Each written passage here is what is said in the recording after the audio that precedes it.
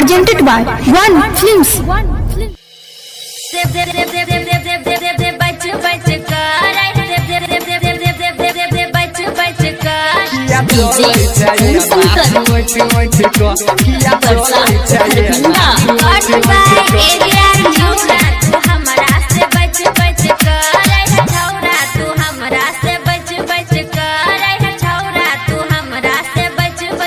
कहली नगर रट रट को छौरी सुना कुछ कहली नगर रट रट को कुछ कहली नगर रट रट को किया चले चाहिए नाथ मठ मठ को किया चले चाहिए नाथ मठ मठ को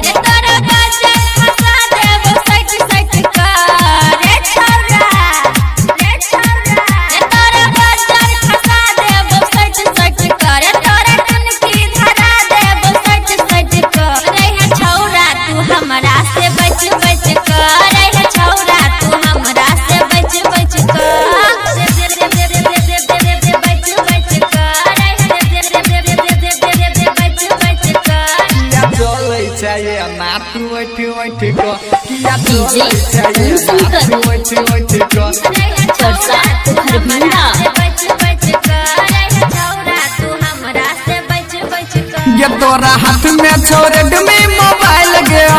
किया गरमी देखा गे सुनना देखा गे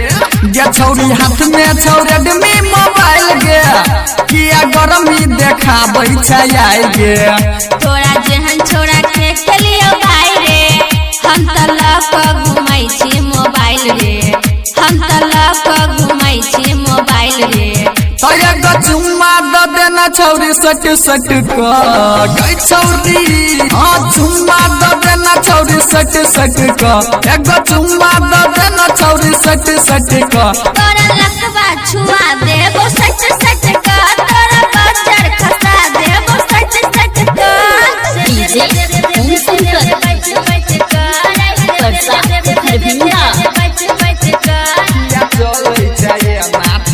किया चले चाहिए नाथ मठ मठ को रे छौरा तू हमरा से बच बच कर रे छौरा तू हमरा से बच बच कर केस रंग का केने चला लगे सब छौरा कहै छौ तोरा माल गे सब छौरा कहै छौ तोरा माल गे केस रंग का केने चला लगे सब छौरा कहै छौ तोरा माल गे रे छौरा मुसा मार के तनी बाज रे न त तोड़ देबो तोहर दुनु टांग रे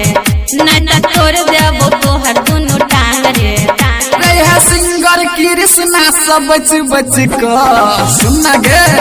रे डीजे विजय सा तू बच बच को रे डीजे विजय सा तू बच बच को तोरा लकवा छुआ देबो सच सच को तोरा बच्चर खसा देबो सच सच को कुछ कहली नगर रट रट को किया चले चाहिए नाथ मठ मठ को किया चले चाहिए नाथ मठ मठ को